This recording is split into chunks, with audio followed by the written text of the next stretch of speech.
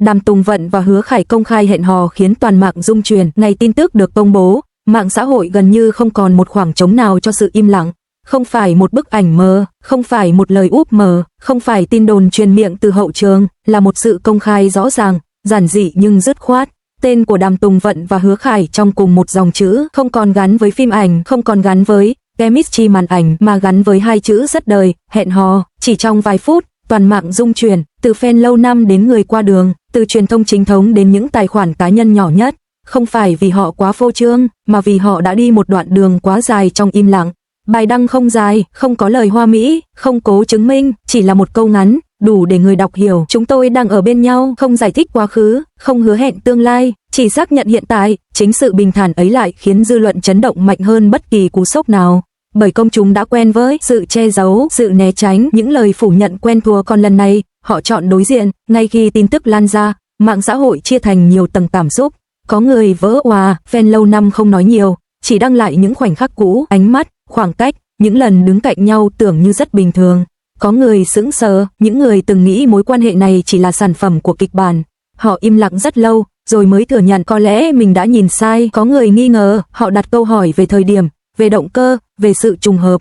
Nhưng ngay cả sự nghi ngờ ấy cũng không đủ lớn để lấn át làn sóng cảm xúc còn lại. Bởi điều khiến mọi người bàn tán không phải là có yêu hay không, mà là họ đã yêu nhau từ lúc nào. Các bài báo xuất hiện dày đặc, nhưng điều lạ là giọng văn không còn sắc bén như thường lệ. Ít giật tít, ít suy đoán, ít đào bới đời tư, thay vào đó là những dòng hồi tưởng, những phân tích về hành trình hợp tác, những nhận xét về sự trưởng thành trong hình ảnh của cả hai. Truyền thông dường như hiểu rằng đây không phải một mối quan hệ cần đánh bật, mà là một mối quan hệ đã đi đủ lâu để không cần giải thích. Với Đàm Tùng Vận, công khai không phải là khoảnh khắc chiến thắng, mà là khoảnh khắc thở ra sau một thời gian dài nín thở. Cô hiểu rõ sự yêu mến sẽ đi kèm soi xét, sự ủng hộ sẽ song hành với áp lực, nhưng cô vẫn chọn bước ra, không phải vì muốn chứng minh điều gì, mà vì không muốn tiếp tục giấu đi một điều đã trở thành một phần cuộc sống. Trong khoảnh khắc nhìn dòng thông báo tràn ngập màn hình, cô không đọc từng bình luận, cô chỉ nghĩ đến một điều rất đơn giản, ít nhất, từ hôm nay, mình không cần phải lén lút nữa. Với Hứa Khải, công khai là một quyết định nặng hơn vẻ ngoài của nó. Anh hiểu rõ vị trí của mình, hiểu rõ mỗi lựa chọn đều có thể bị phóng đại, nhưng anh không chọn đứng sau, không phải vì bốc đồng, mà vì anh không muốn người mình yêu phải một mình chịu ánh nhìn của dư luận. Khi tên anh xuất hiện cùng cô trên khắp các trang tin, điều anh nghĩ đến không phải là hình ảnh cá nhân, mà là, ít nhất lần này, cô ấy không phải đứng một mình. Fan lâu năm không ồn ào, họ không tranh cãi, họ chỉ lặng lẽ nhìn lại những năm tháng trước đó, những lần tương tác nhỏ, những khoảng cách vừa đủ, những lần tránh né máy quay, tất cả bỗng nhiên có lời giải. Với họ, tin công khai không phải là khởi đầu, mà là đoạn xác nhận cho một câu chuyện đã diễn ra từ lâu. Sau vài ngày, dòng tin dần trôi xuống, hashtag không còn đứng đầu, mạng xã hội tìm đến những chủ đề mới, chỉ có hai người là vẫn ở đó, không thay đổi, không phô trương hơn trước. Công khai không làm tình yêu lớn hơn, nó chỉ làm tình yêu được thở đúng nhịp. Và có lẽ, điều khiến toàn mạng rung chuyển nhất không phải là tin hẹn hò, mà là việc họ đã chọn yêu nhau một cách bình tĩnh giữa thế giới ồn ào. Phản ứng của anti-fan và cách họ dần im lặng. Nếu fan là những người vỡ òa vì hạnh phúc, thì anti-fan chính là làn sóng đối nghịch đầu tiên xuất hiện ngay sau khi tin công khai lan ra. Không ồn ào bằng sự vui mừng, không rực rỡ như những lời chúc phúc, nhưng sắc lạnh, nhanh và sắc sảo. Trong những giờ đầu, anti-fan phản ứng gần như theo bản năng. Họ đặt câu hỏi, có thật không? Chỉ là chiêu truyền thông, thời điểm này có quá trùng hợp không? Một số lục lại quá khứ, một số soi từng chi tiết nhỏ trong bài đăng, một số dùng giọng điệu mỉa mai, cho rằng đây chỉ là một kịch bản được sắp đặt khéo léo. Nhưng khác với những lần trước, không có phản hồi gay gắt từ phía hai nhân vật chính. Không phủ nhận, không giải thích, không tranh cãi, chỉ là im lặng. Điều khiến anti-fan dần chững lại không phải vì họ thay đổi quan điểm, mà vì họ không tìm được điểm để bám vào. Không có lời nói mâu thuẫn, không có hành động vội vàng, không có chi tiết nào bị đánh rơi trong câu chuyện. Mọi thứ quá bình thường, một mối quan hệ không cần chứng minh, không cần thuyết phục, không cần dùng dư luận để bảo vệ. Sự bình thản ấy vô tình trở thành bức tường dày nhất. Sau vài ngày, những bình luận gay gắt bắt đầu thưa dần. Không phải vì anti-fan hết tồn tại, mà vì không còn động lực để tiếp tục, không có drama mới, không có phản ứng thái quá, không có sự sụp đổ hình tượng như họ chờ đợi. Dòng thời gian tiếp tục trôi, những tin tức khác chiếm sóng, sự chú ý dần dịch chuyển, anti-fan cuối cùng cũng phải đối mặt với một điều, sự im lặng của chính mình. Có một kiểu im lặng khác, im lặng để nhìn, Họ không xóa bài cũ, không xin lỗi, nhưng cũng không tiếp tục công kích. Họ quan sát cách hai người xuất hiện trước công chúng, cách họ làm việc, cách họ giữ khoảng cách vừa đủ, và dần dần nhận ra mọi thứ vẫn ổn, không ai bị đánh mất bản thân, không ai đánh đổi sự nghiệp, không ai lợi dụng ai để tỏa sáng hơn. Anti-fan không biến mất, họ chỉ không còn lý do để nói, bởi một mối quan hệ trưởng thành không tạo ra mâu thuẫn kịch tính. Nó không cho người khác cơ hội chen vào, nó không cần được bảo vệ bằng lời biện minh, và trong thế giới của mạng xã hội, thứ không gây tranh cãi sẽ dần bị bỏ qua. Cuối cùng, giữa fan và anti-fan, giữa lời chúc phúc và nghi ngờ, chỉ còn lại hai người sống đúng nhịp sống của mình, không chiến thắng, không phản công, chỉ bước tiếp. Sự im lặng của anti-fan không phải là thất bại của họ, mà là hệ quả tự nhiên của một tình yêu không cần biện hộ. Sau khi tin tức không còn nằm trên top tìm kiếm, sau khi những bài phân tích dần ít đi, sau khi cả fan lẫn anti-fan đều mệt với việc bàn luận, cuộc sống của họ trở về đúng hình dạng vốn có.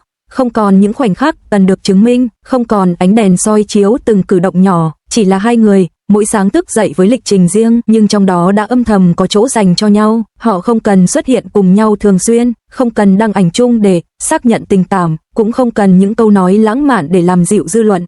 Tình yêu lúc này không còn là sự kiện, nó trở thành một phần sinh hoạt, giống như thói quen uống trà buổi sáng hay việc nhớ mang thêm áo khoác khi trời trở lạnh. Có những ngày rất bình thường, một tin nhắn hỏi hôm nay em quay có mệt không, một cuộc gọi ngắn trước khi ngủ, một buổi gặp vội sau giờ làm, không trang điểm cầu kỳ, không ánh đèn, không kịch bản. Những điều từng được fan mơ mộng giờ đây lại diễn ra một cách lặng lẽ đến mức không ai chú ý. Và chính sự lặng lẽ ấy mới là thứ khiến tình yêu tồn tại lâu dài. Họ học cách không sống vì ánh nhìn bên ngoài, không phải ngày nào cũng vui, không phải lúc nào cũng hiểu nhau tuyệt đối, nhưng họ hiểu một điều rất rõ, tình yêu không phải là cảm giác mãnh liệt kéo dài mãi, mà là sự kiên nhẫn ở lại khi mọi thứ đã nguội bớt. Một đoạn kết rất xa khi người ta nhắc lại câu chuyện này bằng hai chữ, đã hiểu. Nhiều năm sau, khi những bộ phim mới đã thay thế bộ phim cũ, khi fan ngày ấy đã trưởng thành, không còn đủ thời gian để theo dõi từng tin tức nhỏ, ai đó vô tình nhắc lại, cặp đó từng gây ồn ào lắm, nhớ không? Không còn tranh cãi, không còn đứng về phe nào, chỉ là một cái gật đầu rất nhẹ. Hồi đó, chưa hiểu, người ta đã hiểu vì thời gian đã đi qua đủ lâu. Hiểu rằng không phải tình yêu nào cũng cần phô trương, hiểu rằng sự im lặng đôi khi là cách bảo vệ tốt nhất, hiểu rằng có những mối quan hệ chỉ cần hai người tin là đủ. Hiểu rằng những ồn ào năm ấy thật ra không nói lên tình yêu của họ mà chỉ phản chiếu sự nôn nóng của người ngoài cuộc, và khi nhìn lại người ta không còn nhớ rõ ai từng phản đối, ai từng chỉ trích, chỉ nhớ rằng có một giai đoạn hai con người ấy đã chọn ở bên nhau giữa rất nhiều ồn ào và không buông tay. Nếu đây là một câu chuyện thì nó không kết thúc bằng cao trào, nó kết thúc bằng một câu rất ngắn, rất đời. Cuối cùng rồi cũng hiểu tình yêu trưởng thành không cần ai chứng kiến, chỉ cần đủ lâu để không bị đánh mất. Ngày ấy fan yêu họ rất dữ dội, yêu bằng cách theo dõi từng tin tức nhỏ, bằng việc tranh luận đến mệt mỏi vì một ánh mắt, bằng những đêm thức khuya chỉ để chờ một động thái trên mạng xã hội. Tình yêu của fan khi còn trẻ thường đi kèm với mong muốn được chứng kiến mọi thứ thật rõ ràng. Rõ ràng là yêu hay không yêu, rõ ràng là ở bên nhau hay chỉ là tin đồn, rõ ràng để còn yên tâm. Và vì chưa từng đi đủ xa trong đời, fan ngày ấy dễ nghĩ rằng một tình yêu đẹp phải luôn rực rỡ, phải có câu trả lời cho tất cả mọi nghi vấn. Nhưng rồi fan cũng lớn lên, có người bước vào mối quan hệ đầu tiên và nhận ra yêu nhau không phải lúc nào cũng có thể nói ra. Có người trải qua chia tay và hiểu không phải tình cảm nào giữ trong lòng cũng là hèn nhát. Có người mải mê với công việc, gia đình, áp lực cuộc sống, đến lúc quay đầu nhìn lại mới chợt nhận ra hóa ra ngày ấy mình đã quá vội vàng. Khi trưởng thành, fan nhìn lại câu chuyện của họ không còn bằng con mắt soi xét mà bằng sự thấu hiểu rất người lớn. Không hỏi nữa vì sao không công khai sớm hơn, mà tự trả lời có lẽ lúc đó im lặng là cách an toàn nhất. Không trách nữa, sao lại để fan phải chờ đợi, mà nghĩ chờ đợi cũng là một phần của việc yêu ai đó. Fan cũ bắt đầu thấy câu chuyện này đẹp ở những chỗ từng bị chê là nhạt.